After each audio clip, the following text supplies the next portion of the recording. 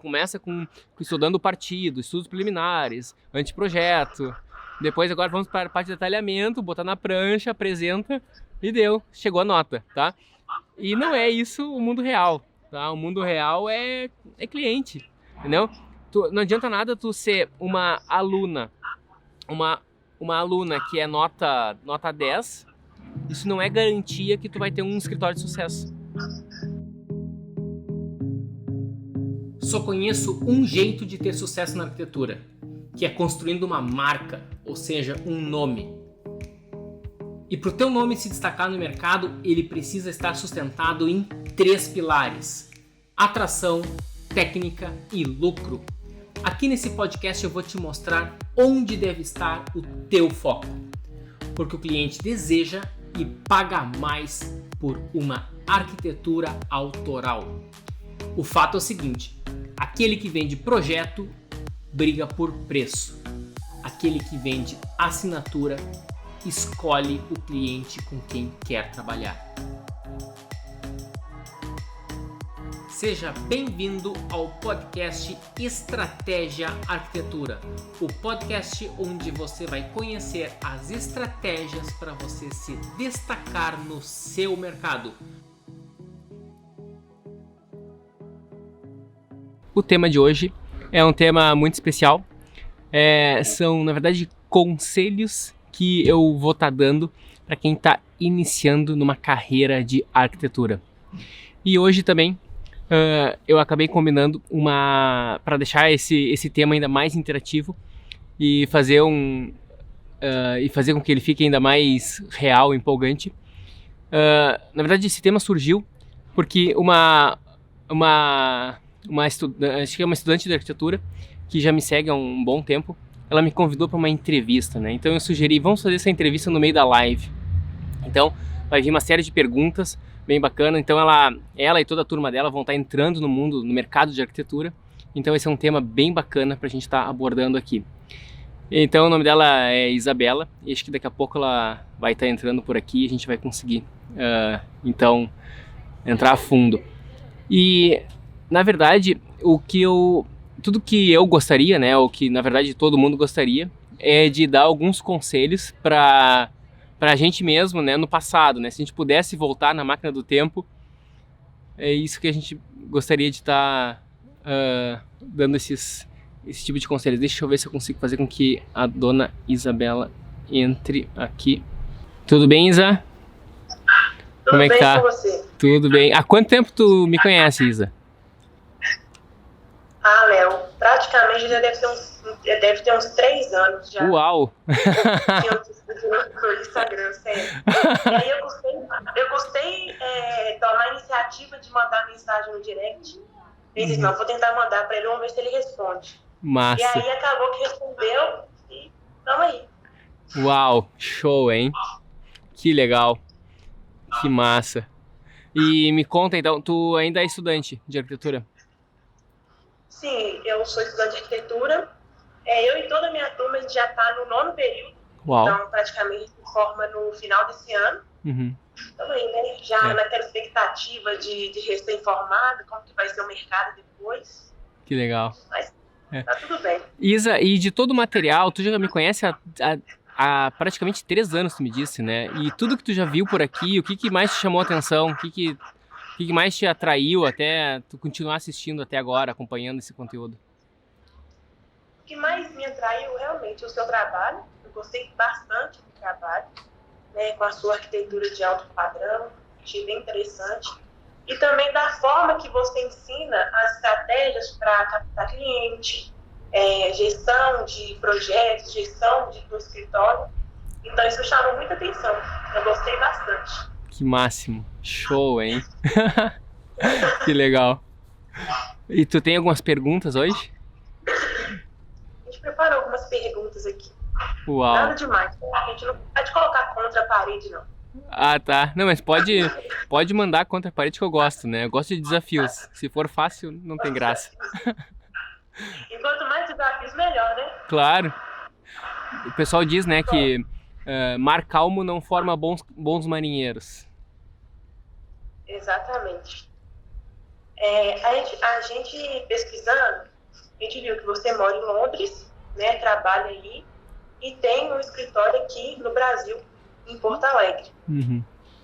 Então, a gente pesquisando, a gente sabe que um arquiteto, ele não consegue trabalhar sozinho. Só ele não tem jeito. Sempre ele precisa de outros profissionais para ajudar. No seu escritório que você administra aqui no Brasil, você possui alguns parceiros para te ajudar nesse quesito? Sim, é possível trabalhar sozinho, sim, tá? No início é normal alguém iniciar sozinho, ou vai iniciar sozinho ou com um sócio, né? Então, dificilmente alguém vai abrir um escritório agora e já vai contratar um estagiário, por exemplo, tá? Isso é mais difícil de acontecer. Mas eu, no caso, quando eu abri eu já abri alguns escritórios. A primeira vez eu contratei um sócio, eu tinha um sócio, na verdade, não foi contratado, então eu fiz uma parceria com um sócio. E daí depois eu fechei aquele escritório, vim para a Europa. E daí depois eu abri um escritório que daí foi praticamente sozinho, assim, né? A Mader Arquitetos eu acabei tocando praticamente sozinho, e depois, conforme foi aumentando a demanda de trabalho, aí sim eu comecei a contratar estagiários e depois arquitetos recém-formados. No caso, hoje eu não tenho uma equipe fixa. O que eu tenho é o seguinte: quando eu fecho um projeto novo, eu converso com arquitetos parceiros, que na verdade, hoje em dia, a arquiteta com quem eu mais trabalho é uma ex-funcionária minha, e ela então abriu o próprio escritório dela. Então, quando eu pego um projeto novo, eu entro em acordo com ela, a gente fecha um contrato entre eu e ela, e está bem estipulado nesse contrato o que é o escopo dela, o que ela tem que fazer e como que ela vai entregar e os honorários que ela vai ganhar para aquilo, tá? E como que vai ser feito os pagamentos dela de acordo conforme que ela vai entregando, conforme ela vai entregando a produção dela, tá? E todos os detalhes de todo o trabalho dela está especificado em contrato, e então é assim que funciona. E ela já era a coordenadora dos projetos da Mader, e então praticamente ela sabe tudo o que eu preciso, como é que funciona, a questão de software, ela já usa o template do escritório, ela já sabe a nomenclatura de arquivos, a organização de pastas, os detalhes padrões do escritório, detalhes tanto de questões técnicas como, sei lá, qualquer detalhe de painel ripado, ou qualquer detalhe de como é que a gente geralmente elabora um banheiro, como é que a gente geralmente elabora qualquer aspecto da casa. E principalmente ela tem a coisa mais valiosa, né? Ela tem a cultura do escritório. Por quê? Porque ela trabalhou comigo cerca de, sei lá, 3 anos mais ou menos, e um trabalho bem intenso, né? Ela sempre foi, acho que, entre as minhas principais arquitetas, e a gente sempre teve uma relação muito boa. Então, hoje em dia, quando eu fecho um projeto, eu sempre tento negociar inicialmente primeiro com ela. Eu só vou tentar buscar um outro profissional se por algum motivo, alguma coisa inviabiliza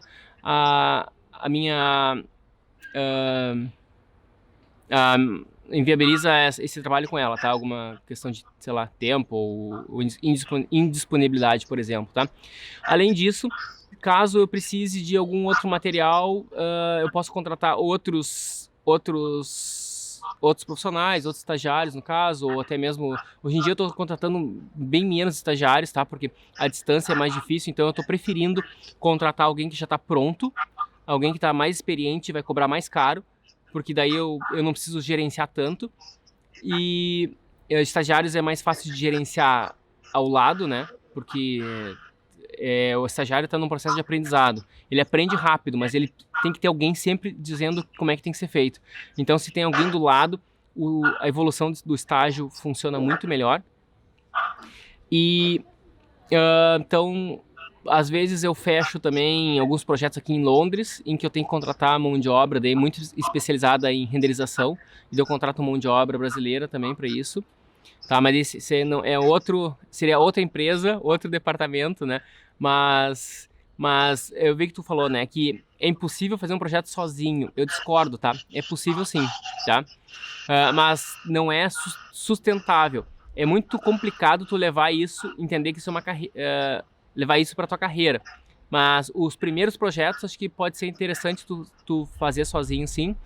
E também é muito interessante se tu vai ter que detalhar, sei lá, bonecos de esquadrias.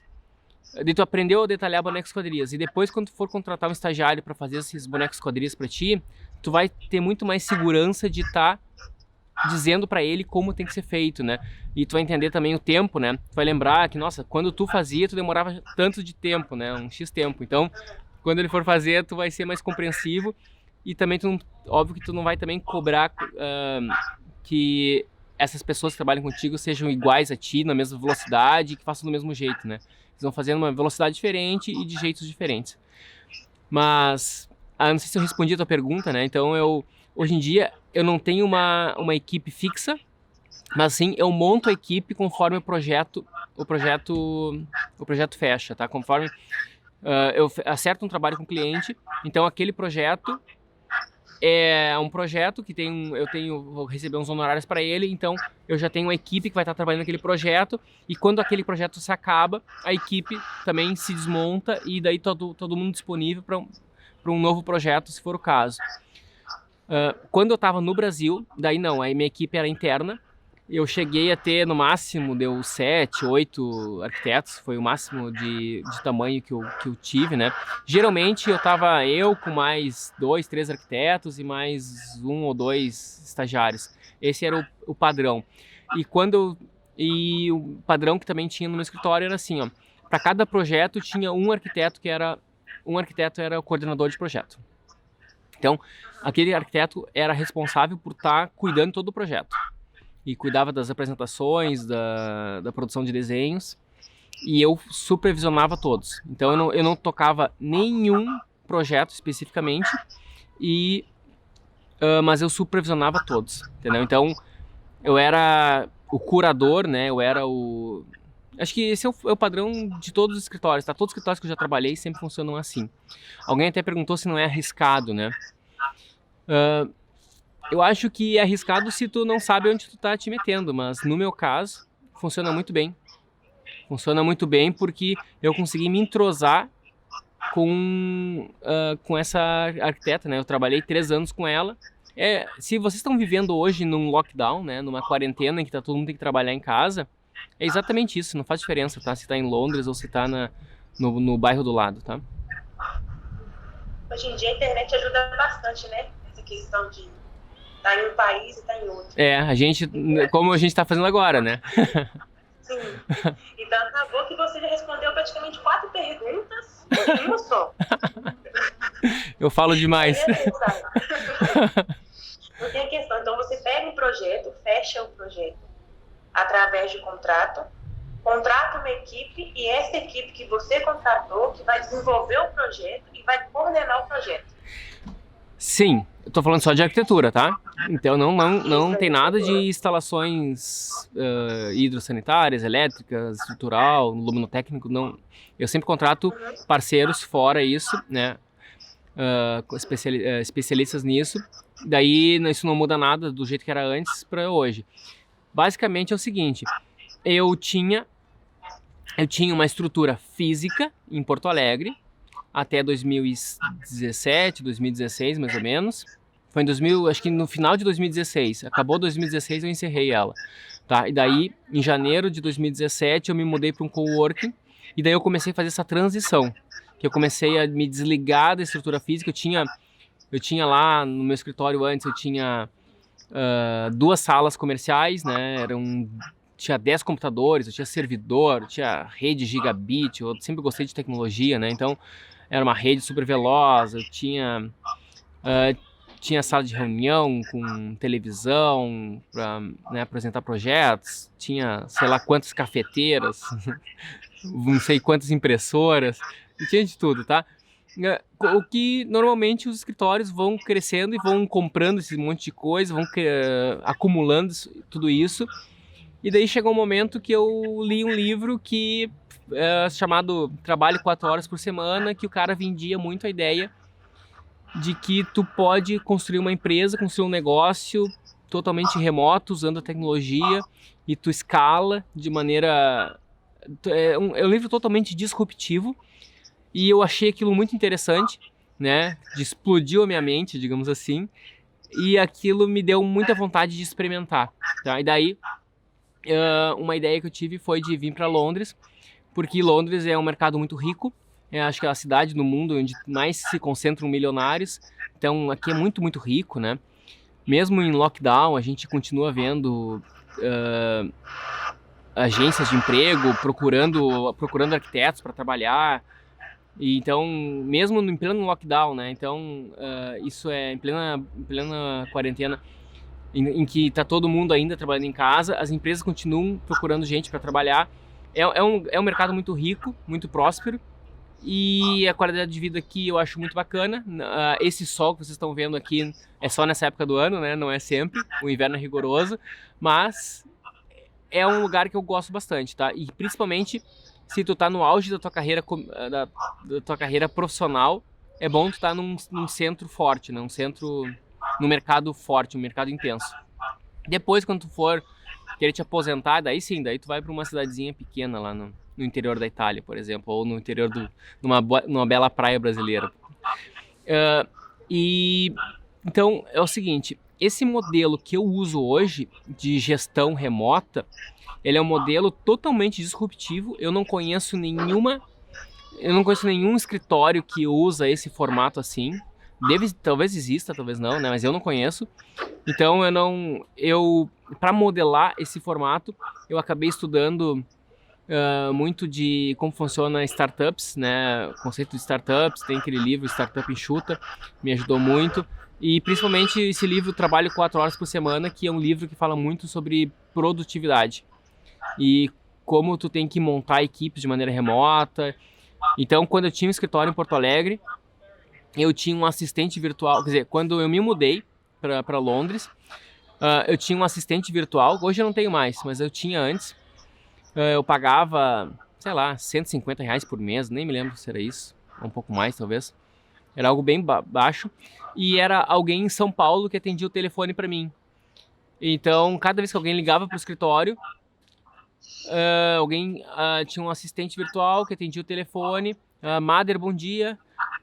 Como posso ajudar? E daí tinha todo esse assistente era todo treinado. Que esse assistente era como se fosse uma secretária, tá? Então, tu pagava uma pequena mensalidade e essa secretária fazia toda a triagem. Se era fornecedor, ele dizia o que tinha que fazer, mandar e-mail para tal e-mail. Se era alguém procurando emprego, manda um e-mail para, né, manda teu material para tal e-mail.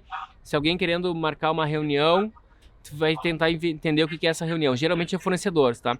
Então, quando tu abre um escritório de arquitetura, o que tu mais recebe são ligações de fornecedores em primeiro lugar, em segundo lugar de pessoas querendo trabalho, né, querendo saber como é que funciona para aplicar, né, para se candidatar a um trabalho, e em terceiro lugar é engano, e em quarto lugar é clientes. E clientes, eles ligam e eles fazem umas perguntas estranhas, então tu tem que ser muito treinado e muito atento para entender que é um cliente.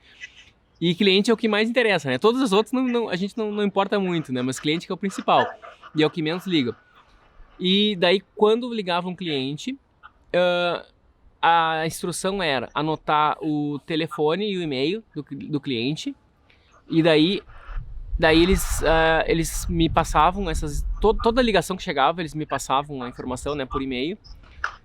E daí eles também, quando era cliente, me passavam então o telefone e o e-mail do cliente e diziam que eu ia entrar em contato em seguida. Essa era a instrução. E daí, assim acontecia e assim que eu acabei fechando negócios com clientes que eu nunca vi antes, né? Totalmente remotamente, né? Totalmente remoto.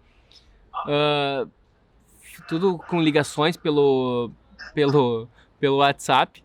E é isso que aconteceu, né? E fechando projetos que eram um dos maiores que eu já fiz na minha vida, né? Isso que é o mais bacana, assim. Então, é um modelo totalmente disruptivo, mas não é nada padrão. Se tu me perguntar, Leonardo, é o que eu te aconselho a fazer? Eu diria, não sei, tá? Depende do teu perfil. Mas primeiro conheça, né? Saiba como funciona esse modelo. Vai trabalhar no modelo convencional também, tradicional. E daí, conforme tu vai aprendendo como funciona cada modelo, aí sim tu vai ter uma melhor conclusão de o que serve para ti ou não, tá? Sim, é bom a gente estudar os modelos e ver qual modelo que encaixa melhor pra gente. Então, aquele Exato. modelo que se encaixar, você segue. Porque nem Exa sempre um modelo que vai dar certo para um vai dar certo para o outro. é, É bem complicada essa questão. exatamente.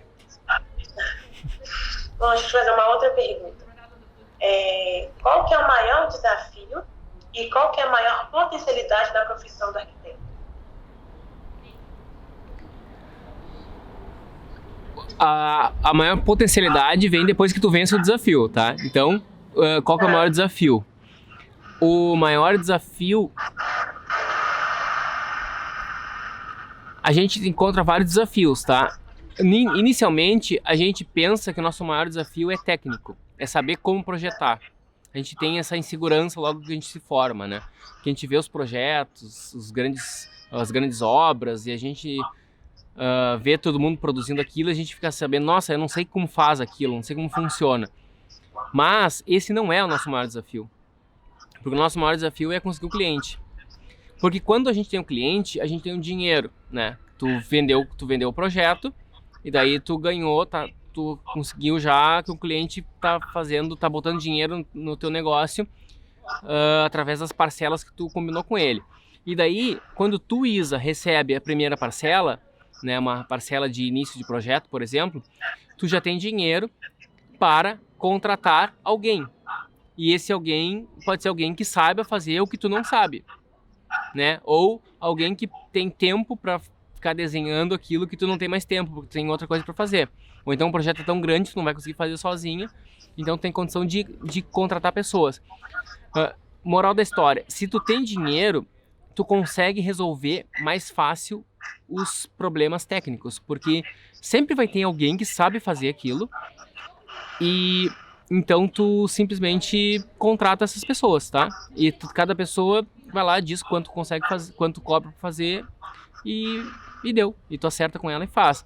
Então a parte técnica, tu resolve conforme tu vence os desafios. Conforme tu vende o projeto e tu tem dinheiro, tá?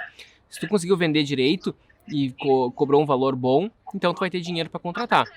Então eu diria que é uma coisa que está sob controle, né? Tu vai estar aprendendo conforme o tempo vai avançando. Agora, como conseguir o cliente, esse que é um desafio, porque isso a faculdade não ensina. Eu não sei, a tua ensinou? O que fala? O que a tua faculdade fala sobre cliente? A gente não aprende muita coisa sobre captar cliente, né? Então a gente aprende mais representação do projeto, como que representa. Então, acho que captar cliente a gente tem que aprender conforme o dia a dia, errando e para não errar mais. É que no Brasil é muito comum professores eles viverem a profissão professor é a atividade principal do professor. Então, quando eles captam algum cliente, é um cliente que aconteceu na vida deles, né? Mas não que eles precisam captar cliente para manter a máquina funcionando, tá? Então, geralmente, eles são professores em turno integral, digamos assim. E eu não sei se algumas, talvez até universidades públicas, acho que é obrigatória de dedicação exclusiva. Se eu não me engano é isso, né? Eu não sou muito especialista nisso, mas talvez tenha isso. Que se tu é um professor, tu não pode ter escritório. Tu não pode ter uma outra fonte de renda. Então, isso faz com que o professor não tem muito o que falar sobre captação de cliente. Ele até pode pensar que isso, pode até acreditar que isso é importante, né? Mas ele não sabe nem muito o que dizer, porque o mercado está mudando. O mercado tem características, e essas características não tão... são próprias do mercado, né? O mercado é uma coisa orgânica, não é como um projeto que tu consegue ter muito controle dentro da universidade, né? Tu tem muito controle das etapas, lá todo mundo sabe que tu começa estudando o partido, estudos preliminares, anteprojeto, depois agora vamos para a parte de detalhamento, botar na prancha, apresenta e deu, chegou a nota, tá? E não é isso o mundo real, tá? O mundo real é cliente, entendeu? Não adianta nada tu ser uma aluna, uma aluna que é nota 10, isso não é garantia que tu vai ter um escritório de sucesso, né? E a gente eu pensava que fosse mais fácil, né? Quanto melhor eu fosse um aluno, mais sucesso eu teria. Hoje, todos os meus amigos, eu acho que um dos meus amigos que mais tem sucesso, ele profissional, ele é um cara que foi o último a se formar, foi sempre, não sei se teve notas muito relevantes ou não, mas ele foi um cara muito rebelde na faculdade, né? E hoje ele tem 3 empresas gigantes, milionárias, né? Tem construtora com projeto bem autoral, construiu a maior empresa de renderização do Brasil, construiu uma agência que trabalha com uma espécie de renderização com publicidade. Então são 3 empresas gigantes. E não foi um aluno muito CDF não, né? Então eu quero dizer o seguinte, que quanto mais... se o teu foco é faculdade, pode até ter uma boa faculdade, mas quando acabar a faculdade, daí tu vai te sentir perdida, tá? Agora, se tu, desde cedo, te focar no mercado, por mais difícil que ele pareça, por mais indecifrável e imprevisível que ele pareça, quanto mais tu te focar nele, mais preparado tu vai estar para as diversidades quando virão. E as adversidades virão, né? Então, a gente tem inverno, né, e verão, a gente tem dia de chuva e dia de sol. E o mercado é assim. Então a gente tem que entender essa lógica. Então tá, qual que é o maior desafio? É captar clientes, né? Esse é o maior desafio. É conquistar, né? Atrair e conquistar. Tu primeiro tem que atrair o cliente e daí tu tem que manter ele feliz até o final da tua entrega, tá? Então são 2 desafios, o atrair e o conquistar até o final. E o maior recompensa, como é que se diz? A palavra que tu usou foi recompensa? Era o desafio maior e... Potencialidade. A maior potencialidade é de tu deixar um legado, tá? Porque eu tenho algumas obras já por aí, e essas obras, algumas delas eu acho que elas vão continuar existindo, mesmo depois que eu morrer. E mesmo assim, mesmo as que já estão prontas agora, volta e meia eu recebo depoimentos de clientes dizendo que estão adorando a casa e o quanto aquelas obras estão realmente deixando a vida daquelas famílias muito melhores. No caso, eu trabalho com residencial, né? E isso é algo que não é como um restaurante que tu vai lá e serve um prato de comida. Não é como uma agência de publicidade que tu vai lá, faz uma campanha e tu fica famoso por um dia, por uma semana e depois tu some, né? É algo que fica por anos e anos e anos. Essa é a grande potencialidade. Isso dá um sentido e um propósito muito grande, te dá um senso de responsabilidade. Em algumas lives eu já falei que os meus primeiros projetos eu fazia tudo muito pequeno, muito apertado. E hoje, quando eu olho para trás, eu vejo aqueles projetos, eu tenho vergonha até deles, né? Eu tenho vergonha de ter assinado aquilo, porque eu projetei garagens que eram difíceis de entrar, escadas muito apertadas, quartos e corredores apertados, tudo achando que eu estava abalando, né? Achando que eu estava agradando muito o cliente, apertando tudo e fazendo com que ele economizasse um monte de dinheiro. E daí hoje eu tenho uma visão completamente diferente para isso. Eu acho que a gente tem que fazer uma arquitetura de extrema qualidade, e quando tu faz um trabalho de extrema qualidade, esse sim é a maneira que tu vai fazer com que o teu cliente ganhe muito dinheiro. O teu cliente investidor, no caso, ou até mesmo o teu cliente privado final, né? Porque também, se tu faz uma arquitetura, uma casa de muita qualidade, essa casa vai estar o teu cliente vai ter um patrimônio que vale um grande valor, e tu tá também ajudando ele a construir um patrimônio bastante relevante, né? Bastante expressivo. Eu acho que o mais importante é a gente conseguir construir uma arquitetura de qualidade. Porque não adianta fazer o cliente economizar, sendo que não vai ficar um projeto e nenhuma obra tão boa. Então, exato. Isso acaba aqui. Exato. Uma das esperanças. Quantos anos tu tem, Isa? Oi? Quantos anos tu tem?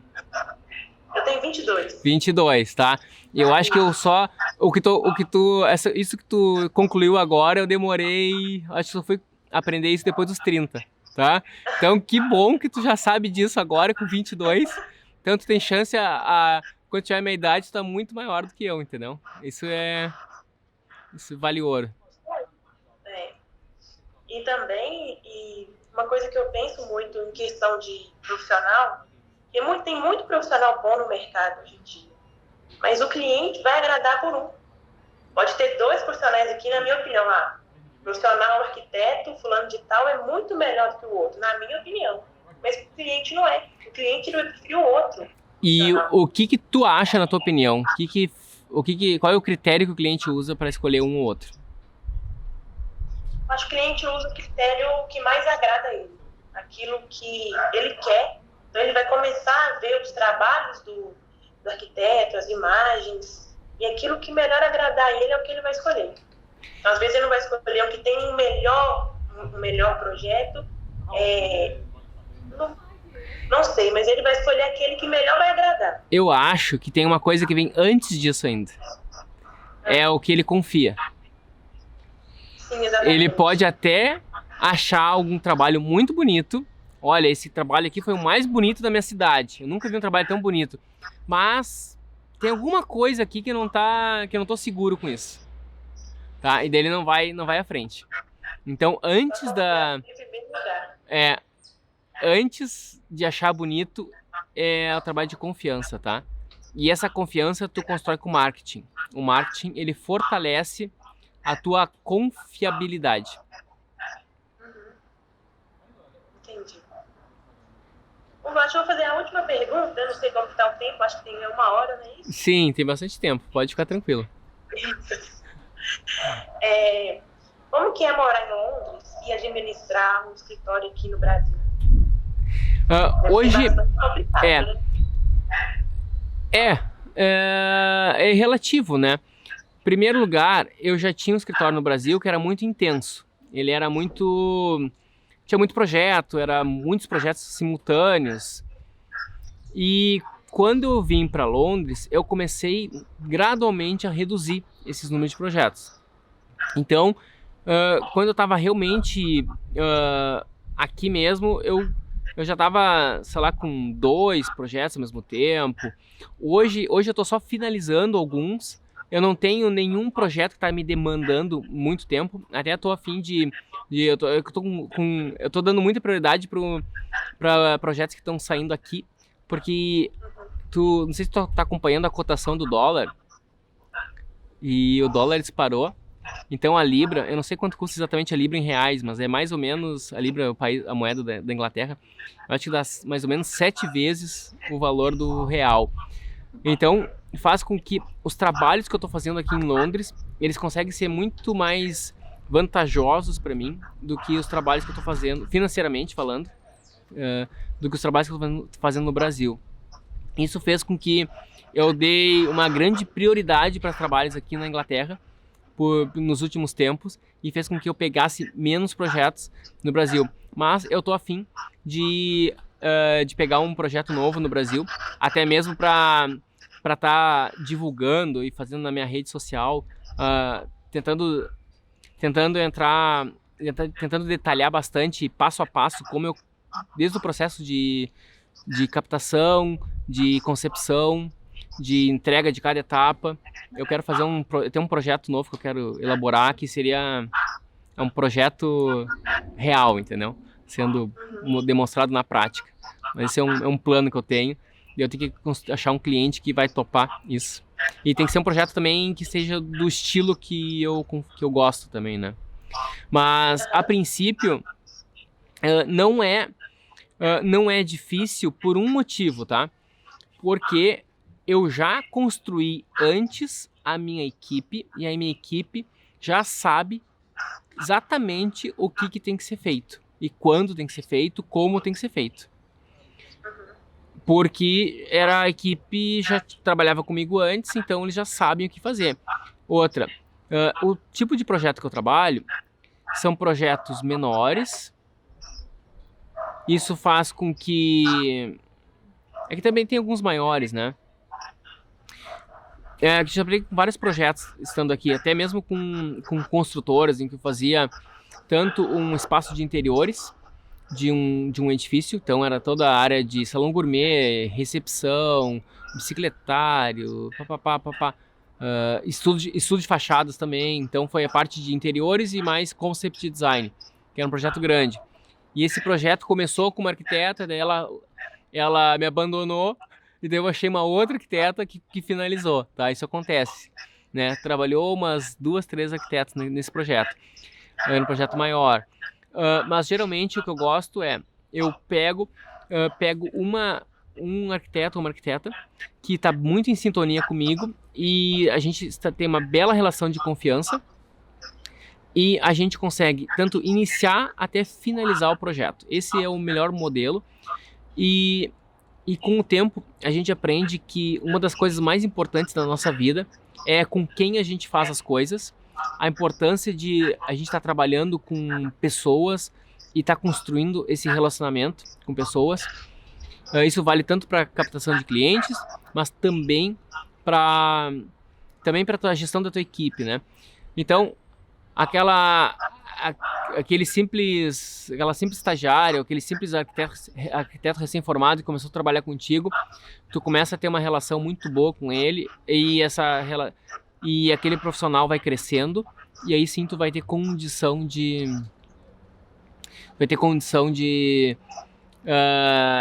desse profissional virar teu parceiro, né? E quando vira teu parceiro, daí tá junto contigo em várias responsabilidades. E se tá assumindo certas responsabilidades, isso tá te liberando, né? Tu tem menos coisas para tu ficar te preocupando, né? Porque algumas coisas essa pessoa vai estar sendo responsável. Então tu fica muito mais com um papel de supervisão, que aí sim que todo barco começa a andar e tudo acaba funcionando melhor, tá? Mas basicamente, para tu ter sucesso nessa gestão à distância, vai depender das pessoas com quem tu trabalha. Se eu simplesmente escolher aleatoriamente qualquer escritório, né? Pega uma lista ou qualquer arquiteto, pega uma lista e escolho um arquiteto aleatório para trabalhar comigo, eu vou ter um grande desafio de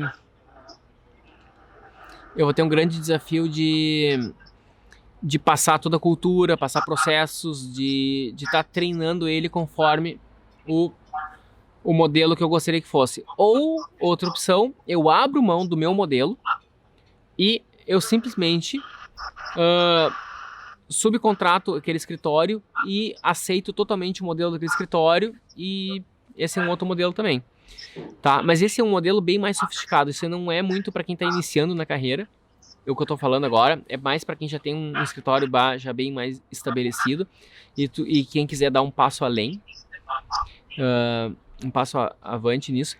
Qual que é a vantagem desse modelo remoto?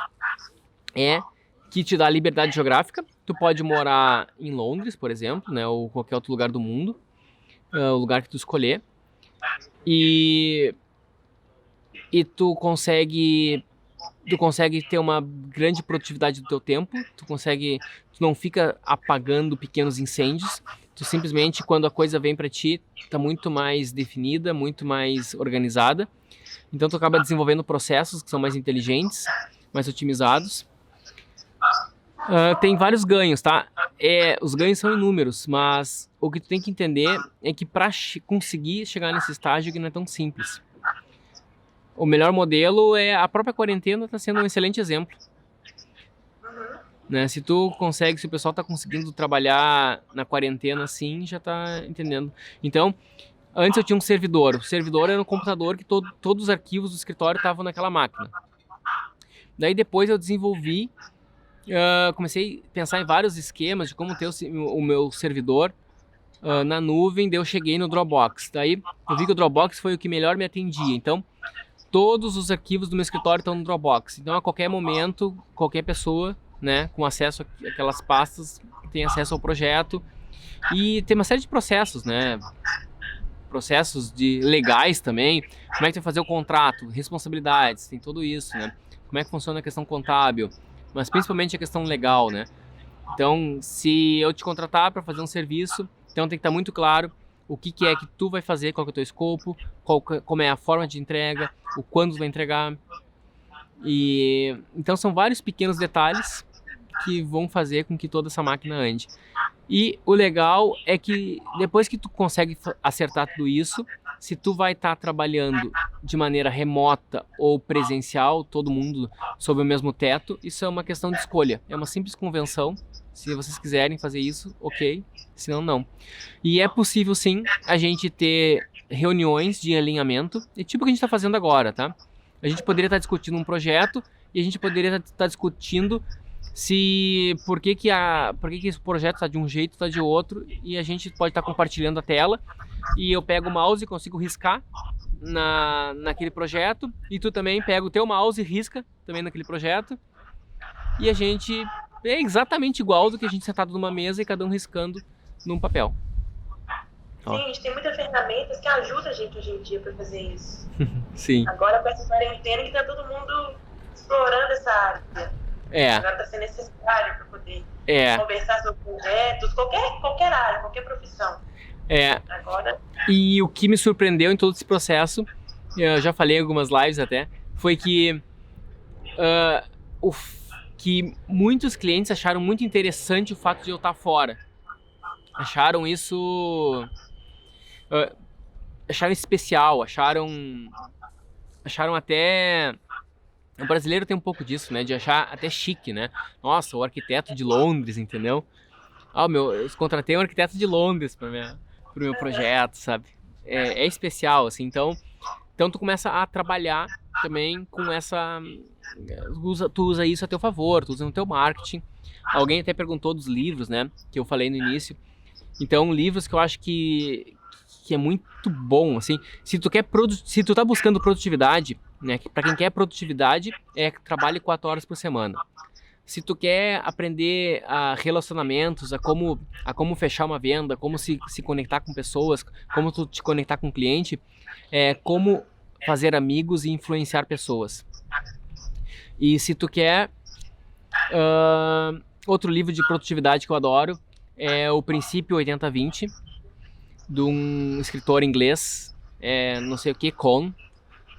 Deve ter vários, né, livros que falam sobre o Princípio 80-20, mas um livro que tem uma capa laranja, em português, né, aquele livro é muito, muito bom também, que é complementar, é como se fosse um capítulo, um capítulo do trabalho 4 horas por semana, ou uma parte, não, algumas páginas do trabalho 4 horas por semana virou todo um livro à parte, né, também sobre produtividade. E eu acho que eu falei outro livro também.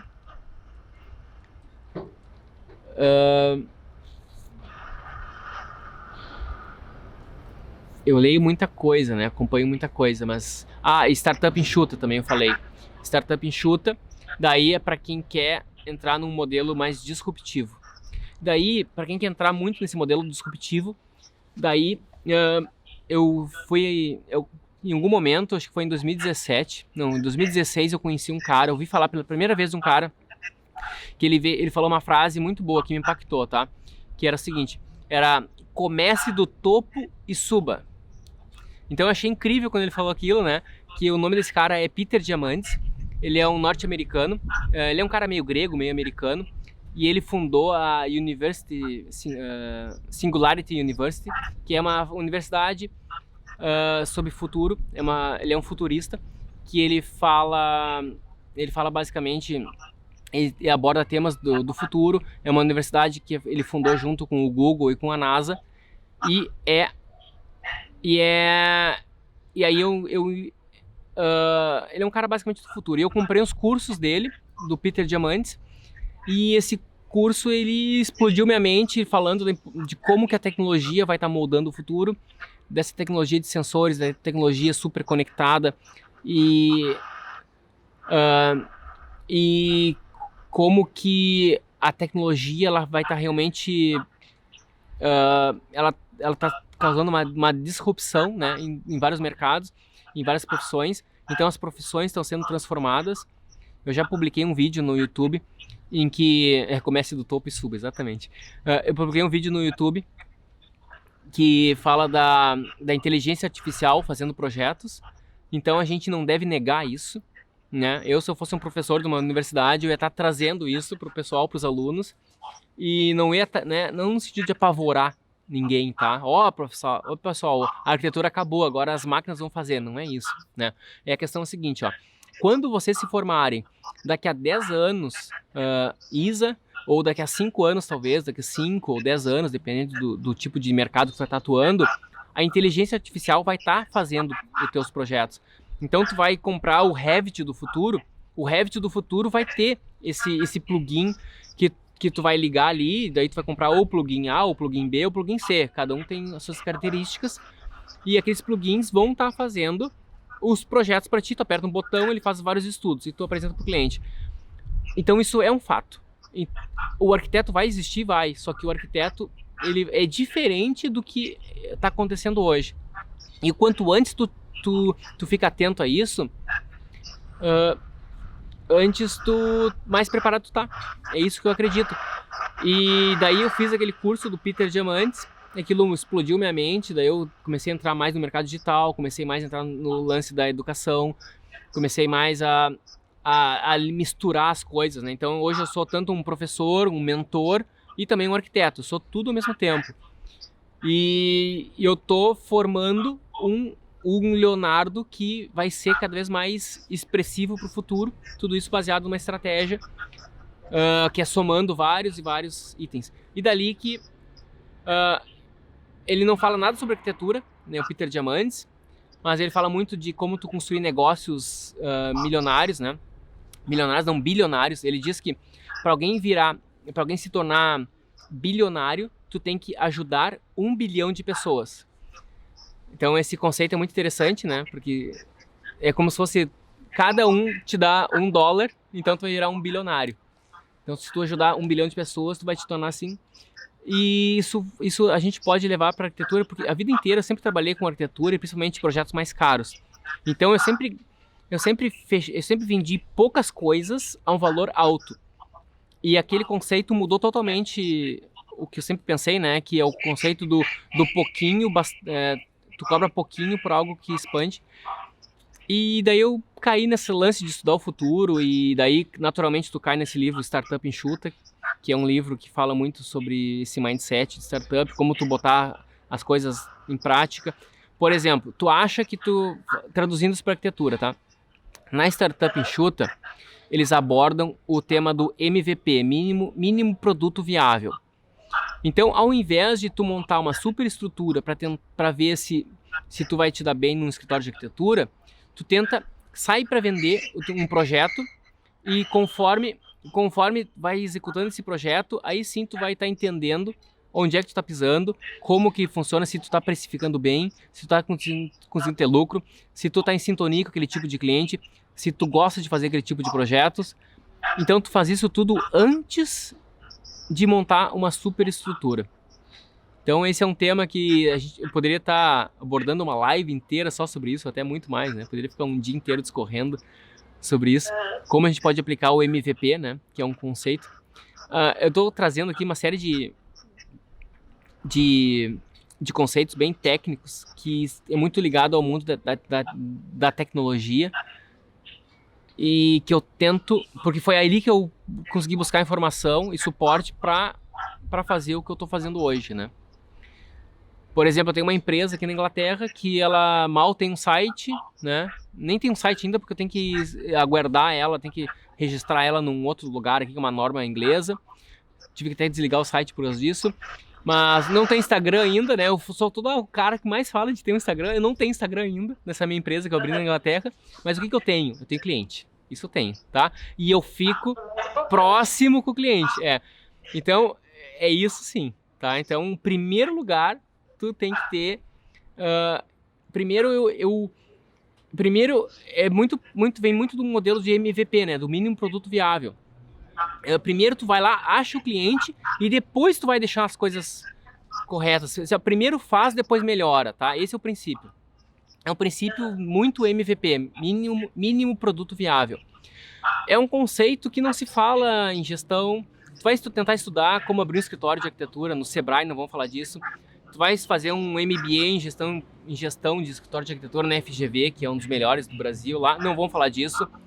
Tu vai estudar qualquer lugar que tem por aí, não vão falar isso, a não ser que tu saia do mundo da arquitetura. Se tu vai aprender com o pessoal de tecnologia, aí tu vai estudar esses conceitos. Tá? E é lá que eu bebo minhas fontes, né? Que é basicamente o pessoal do Vale do Silício. Tá? O Vale do Silício nos Estados Unidos. A tecnologia está bem evoluindo. Então, se a gente não conseguir acompanhar a tecnologia, a gente vai ficando para trás.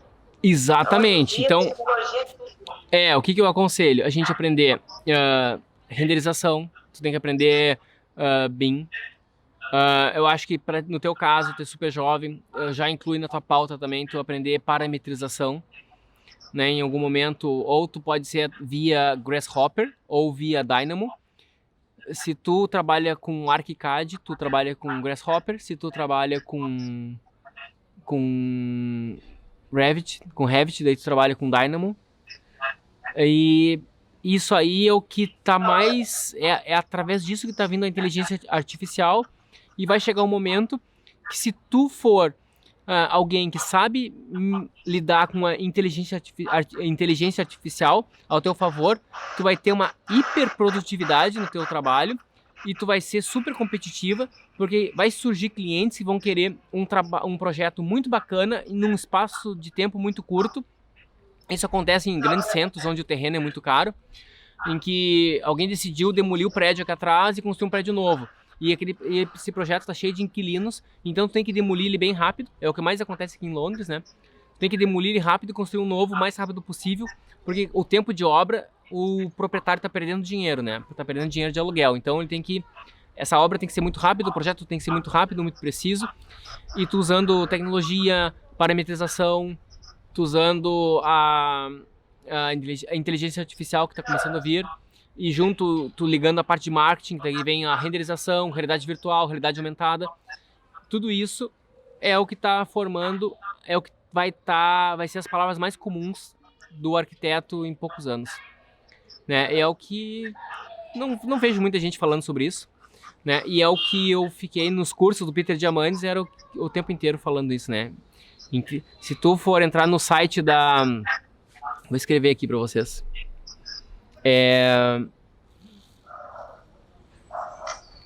Deixa eu ver o nome da empresa de robô. Puxa, esqueci o nome da robô, calma aí. Daqui a pouco eu lembro. Texas. Acho que não é Texas, esqueci. É o nome de uma cidade americana. Tem uma empresa de robô muito famosa. Me deu um branco agora, daqui a pouco vem, tá? O nome da empresa de robô. Então tem robôs hoje em dia que estão fazendo muitas coisas massa, tá? E esses robôs, eles estão sendo estudados, preparados, né? Estão sendo desenvolvidos, e eles não vão chegar de maneira gradual, não vai ser uma coisa lenta. Vai ser tipo a pandemia, tá? A pandemia não foi uma coisa lenta. Ela começou, alguém falou, daqui a pouco, pum, chegou, agora todo mundo vai pra casa, tá? E a questão dos robôs vai ser igual. Daqui a pouco o Facebook começa a falar de robô, daqui a pouco não sei quem começa a falar de robô. E daqui a pouco, pum, né? O robô tá aí. E agora, quem é amigo dos robôs, né? Eu falo pro meu filho, né? Tem um filho de 7 anos, eu falo que tem que ser amigo dos robôs, né? Eu falo, tem que incentivar ele a estudar um pouco mais sobre código, né? Computação e tal. Então, incentivo um pouco ele a usar isso, que é para ele aprender, né? Aprender a linguagem dos robôs. Só que, no caso da arquitetura, o que tu não pode nunca perder é a criatividade. Ali que tá o canto mais seguro da arquitetura. Se tu tiver o papel do diretor criativo, se tu tiver o papel do diretor de arte, do design autoral, aí sim, isso aí o robô não vai tirar, tá? Então eu tô realmente querendo passar mais essa mensagem da importância de ter um design autoral, que isso a gente já consegue colher os frutos exatamente agora. Os principais estúdios do Brasil vão na linha do design autoral, né? Isai, MK27, são designs autorais, tá? E o Niemeyer era um design autoral. E então é ali que tu consegue dar o pulo do gato. E conforme vai vir toda a tecnologia, o design autoral vai permanecer, tá? Ele não vai, digamos, não vai ser abalado por isso, tá? A tecnologia só vai ajudar ou catalisar ainda mais o design autoral, a arquitetura autoral. A parte toda a parte de criação, ideias toda vai vir do arquiteto. Então, os robôs, como o seu filho tem que ser amigo dos robôs, vai só colocar em prática aquela ideia que o arquiteto teve, na verdade. E... De uma certa forma, o arquiteto não está fora de tudo. Tem muita gente que pensa com a tecnologia, mas da forma o arquiteto vai sumir, a profissão do arquiteto, engenheiro, de outras profissões vai sumir. E não, vai só evoluir à medida do tempo. Mas o que eu tenho que ter cuidado é o seguinte, Isa, não basta tu ser boa, tá?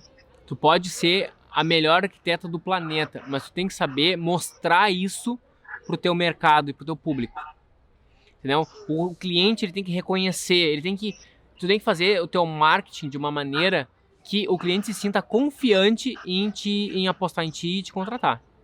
Tá? Então tu tem que, não basta ser boa, tu tem que parecer boa. Tá? É ali que tudo começa, por isso que todo mundo vai ter que investir em marketing, ou marketing pessoal, ou marketing do seu negócio.